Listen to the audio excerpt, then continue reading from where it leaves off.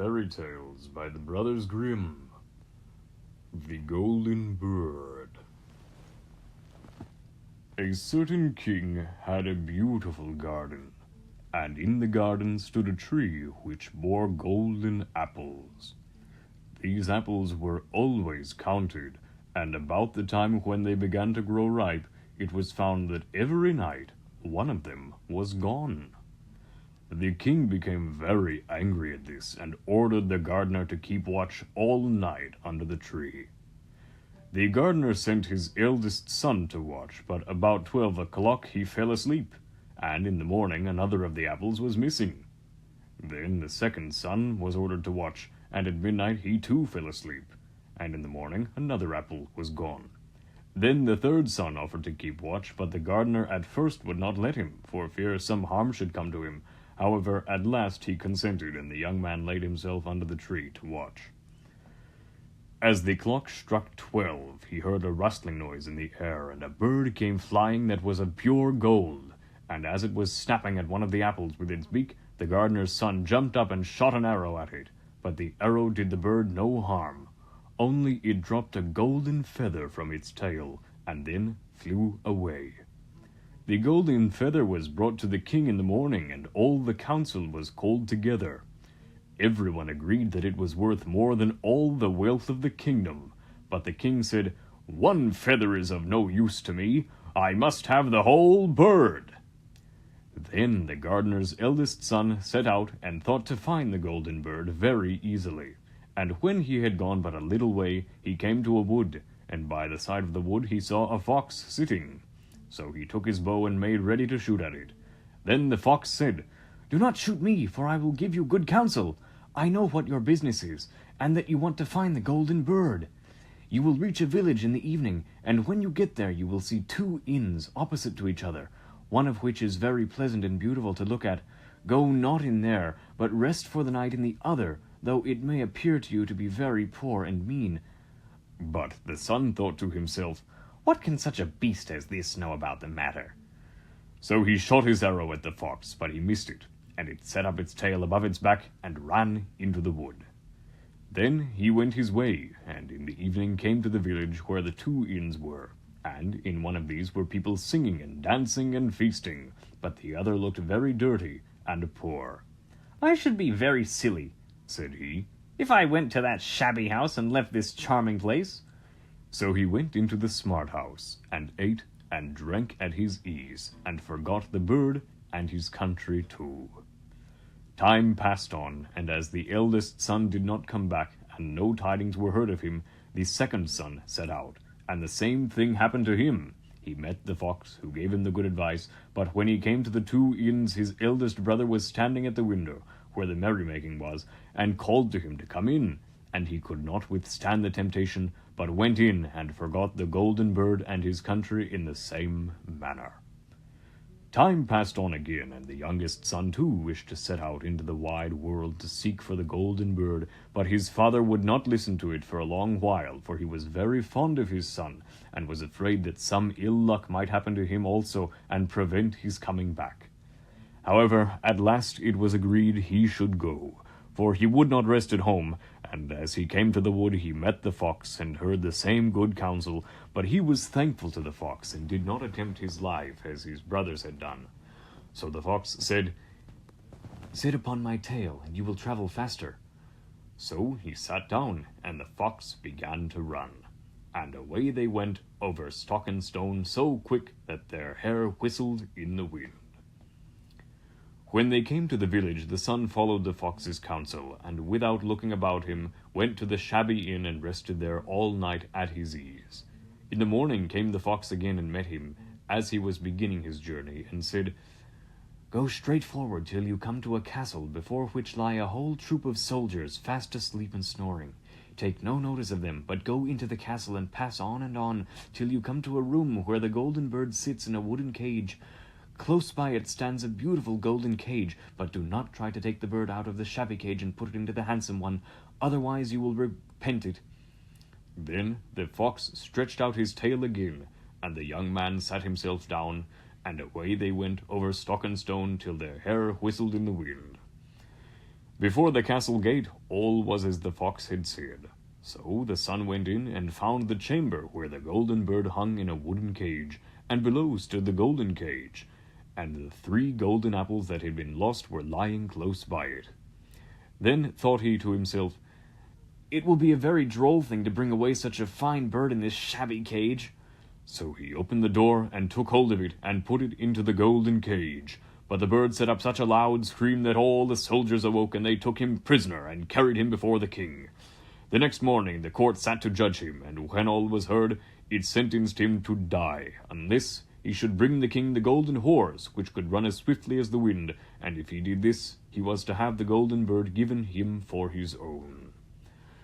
So he set out once more on his journey, sighing and in great despair, when on a sudden his friend the fox met him and said, "You see now what has happened on account of your not listening to my counsel. I will still, however, tell you how to find the golden horse, if you will do as I bid you. You must go straight on till you come to the castle where the horse stands in his stall.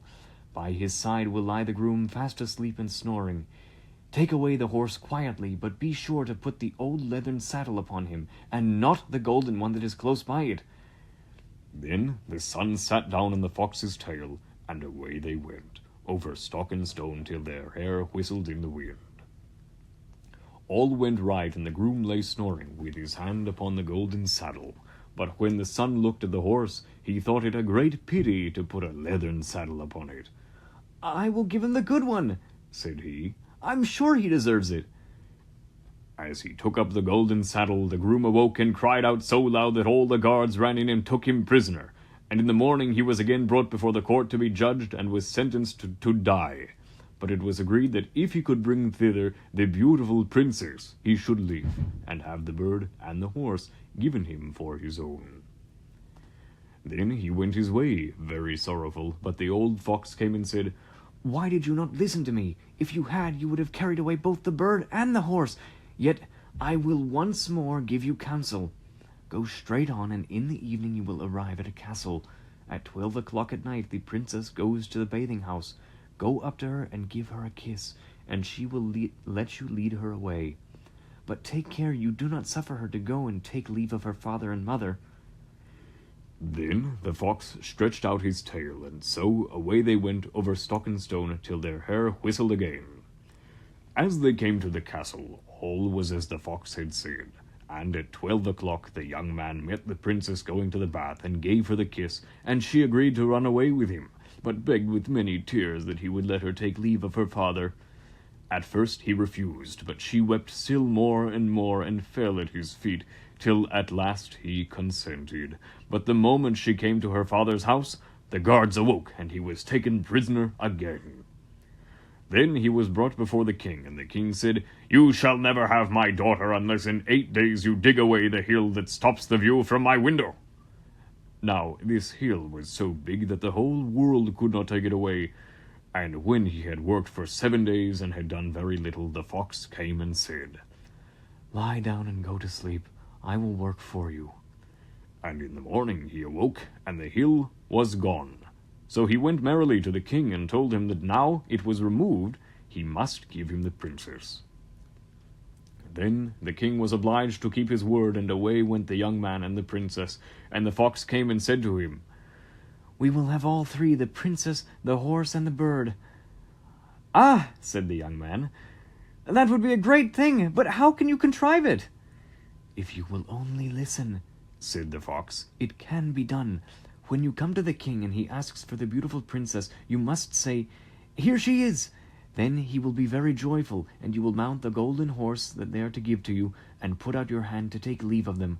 But shake hands with the princess last. Then lift her quickly onto the horse behind you, clap your spurs to his side, and gallop away as fast as you can." All went right.